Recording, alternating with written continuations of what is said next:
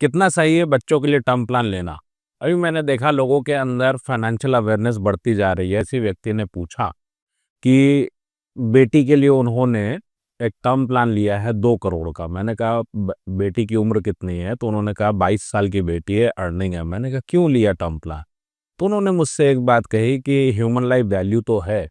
तो I was shocked. तो मेरी तो एक तरह से अगर बोले तो मैंने डाँट सा भी दिया उनको, और पता नहीं जो भी उनको फ़ील हुआ हो। तो मुझे लगा इस टॉपिक पे वीडियो बनानी चाहिए, क्योंकि फाइनेंशियल अवेयरनेस आज की डेट में बढ़ती जा रही है लोगों की। और होता क्या है, कई बार हम लोग कुल्हाड़ी पे धार लगा के उसको अपने पैर पे ही मारते हैं, बहुत तेज़।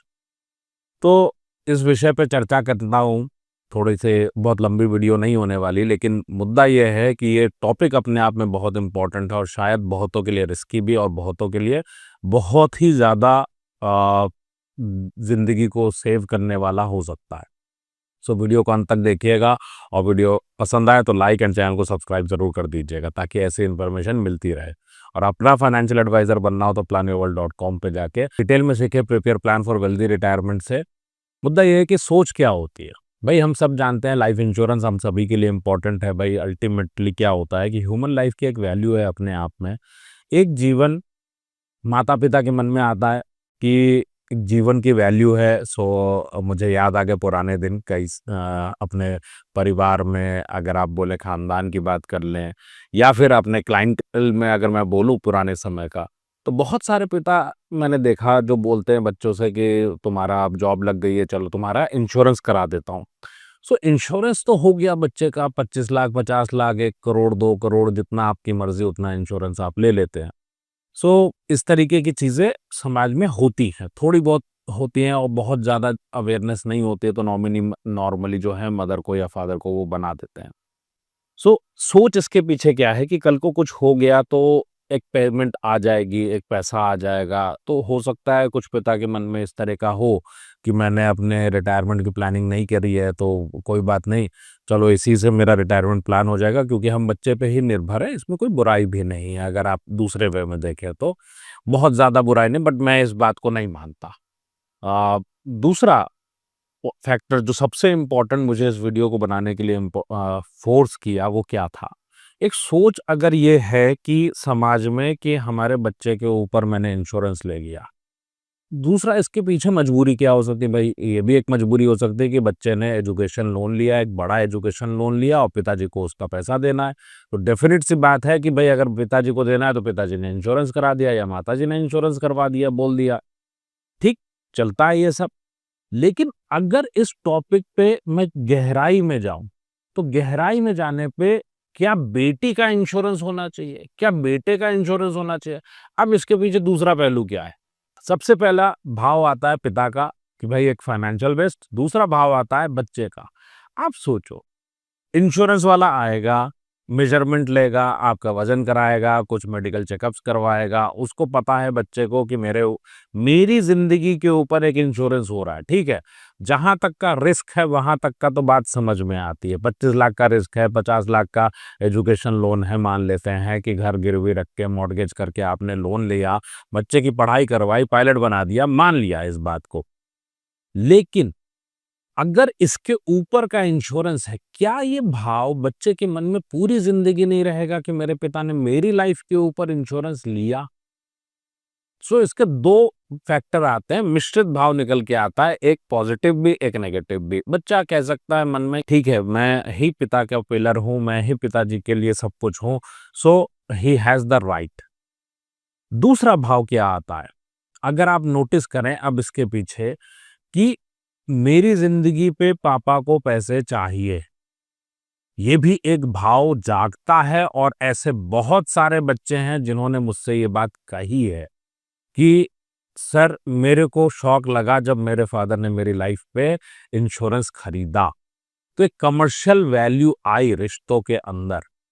दूसरा फैक्टर क्या है? अब आप सोचें, 21 साल का लड़का, 22 साल का लड़का, अब उसकी शादी होती है 30 साल पे। शादी हो गई, मान लीजिए 25, 26, 27 में शादी हो गई। अब 30वें साल पे हमारे जैसे किसी फाइनेंशियल प्लानर के साथ मीटिंग हुई, और हमने पहला क्वेश्चन दागा उससे कि बेटा आपका इंश्योरेंस पॉलिसी में हु इज़ द नॉमिनी? अब नॉमिनी का जब ज़िक्र आया तो उसने कहा जब पॉलिसी ली थी तब तो माताजी थी, अब एज़ पर पॉलिसी आपकी वाइफ़ होनी है। यहाँ पे एक बहुत बड़ा चेंज आता है, रिश्ते टूटते हैं मन में। इस बात को दिमाग में ज़रूर रखिएगा। ये एक अलग एंगल है जिसको कि हर किसी को दिमाग में रखना चाहिए। लेकिन ये वीडियो क्यों बनाया इसके ऊपर ध्यान रखिएगा क्योंकि ये बहुत इंटरेस्टिंग बोलना गलत हो जाएगा लेकिन ये बहुत इम्पोर्टेंट होगा। इसमें क्या है, अगर मैं उस इंसिडेंट को लूँ जो इंसिडेंट क्लास में हुआ। 22 साल की बेटी है, मैंने पूछा कि आपने 22 साल की अपनी बेटी पे इंश्योरेंस लिया? तो उन्होंने कहा, मैं नाम नहीं लूँगा डेफ़िनेटली। सो उन्होंने कहा कि ह्यूमन लाइफ़ वैल्यू तो है। मैंने कहा कितने समय के लिए? क्या? अच्छा, मैंने लोन का सवाल उनसे नहीं पूछा, but I was shocked. 1 crore का लाइफ़ इंश्योरेंस एक बच्ची पे आपने लिया, 22 साल की है, वो कुछ अच्छा कर रही है करियर में, तो लोन बहुत बड़ा होना नहीं चाहिए। इसका मतलब आईआईएम वगैरह का लोन नहीं है, किसी बहुत बड़े एमबीए कॉलेज का लोन नहीं है ये। नॉर्मली ये इंजीनियरिंग कॉलेज का या डॉक्टर एमबीबीएस से रिलेटेड या कोई ऐसा प्रोफेशनल कोर्स जो 4-5 साल का होता है उसका लोन होगा। अब मुद्दा क्या आता है? मैंने पूछा बेटी की शादी किस उम्र में? 25, 26, 27 की उम्र में शादी होती है। क्या एक पिता अपनी बेटी को आज का माहौल, आज का समाज, आज की सोसाइटी को देखते हुए क्या एक पिता अपनी बेटी को 1 करोड़ के लाइफ इंश्योरेंस के साथ अरेंज मैरिज में किसी भी घर में दहेज में 1 करोड़ का इंश्योरेंस लेके भेजने की हिम्मत कर सकता है? फाइनेंस की अवेयरनेस को एक तरफ अगर रख दीजिए, क्या जिंदगी फाइनेंस से ऊपर नहीं है या फाइनेंस ऊपर है? जिंदगी ऊपर होगी ना। तो अगर जिंदगी की सच्चाई ऊपर है तो एक बेटी को अगर मैं भेजता हूं ससुराल 1 करोड़ के इंश्योरेंस के साथ तो एज अ फादर मेरी नींद तो हमेशा उड़ी रहेगी कि कहीं मेरी बेटी के साथ कुछ गलत नहीं हो जाए। इस बात को जरूर ध्यान में रखें। सिमिलरली अगर आपका बेटा है, बेटे के ऊपर आप इंश्योरेंस लेते हो, नई नई शादी है, आज का समाज आप देखते हो, जितनी जरूरत हो उतना इंश्योरेंस तो समझ में आता है। उसके ऊपर का इंश्योरेंस क्यों? आखिर क्या उसके ऊपर के इंश्योरेंस को लेने की जरूरत है भी? और अधकचरा ज्ञान, इसीलिए मैं बोलता हूं कि जब कोई फाइनेंशियल अवेयरनेस की बात करता है, कोई कहता है मैंने यहाँ से टिप्स ले ली, वहां से टिप्स ले ली, फाइनेंशियल प्लानिंग के बिना इन टिप्स को यूज करना बहुत घातक होता है। मैंने आज तक अपने करियर में जो देखा, मैंने लगभग 7 ऐसे केसेस देखे जहां पे अपने अपने परिवार में अंकल हैं कुछ या मेरे क्लाइंट्स हैं जिन्होंने अपने बच्चों को खोया और बच्चों के ऊपर इंश्योरेंस था और बच्चों को कुछ हो गया, पैसे आए। तो पता है कि मैं पुरानी बात कर रहा हूँ। मैं बात कर रहा हूँ जब मैं क्लास 12th में रहा हूँगा, जब मैं ग्रेजुएशन में रहा हूँगा, 2 फ्रेंड्स की डेथ हुई, वहाँ पे अंकल को कुछ पैसे मिले।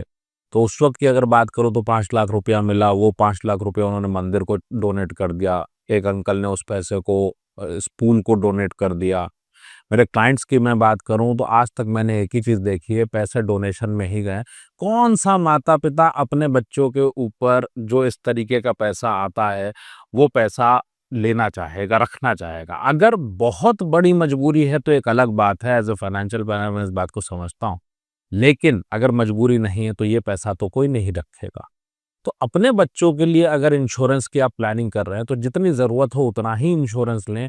इसके अलावा इंश्योरेंस सिर्फ ये देखिए कि एक सस्ता टर्म प्लान ले रहा है, ले लेते हैं, मोरल हज़ार्ड बोलते हैं, आप न्योता दे रहे हैं बहुत सारी ऐसे परेशानियों को जो आपके बच्चों के लिए, और वो बेचारे बच्चे तो जानते भी नहीं कि ये रिस्क हम उनको दे रहे हैं। टर्म प्लान अपने बच्चों के लिए कम उम्र में लेके हम रिस्क प्रोटेक्शन ले रहे हैं या रिस्क को बुलावा दे रहे हैं, ये तो आप मुझे कमेंट करके ही बताइएगा। सो मुझे लगा कि ये बात सबके साथ शेयर की जाए। अगर बच्चे अनमैरिड हैं, नए नए जॉब में आए हैं तो उनका high premium high risk cover लेना अपने आप में एक बहुत बड़ा रिस्क हो सकता है, जो कि रिस्क कवर लेने के नाम पे हम एक्चुअली रिस्क लेके आते हैं। वीडियो कैसी लगी मुझे कमेंट करके बताइएगा। अगर वीडियो पसंद आए तो लाइक कर दीजिएगा, चैनल को सब्सक्राइब कर दीजिएगा।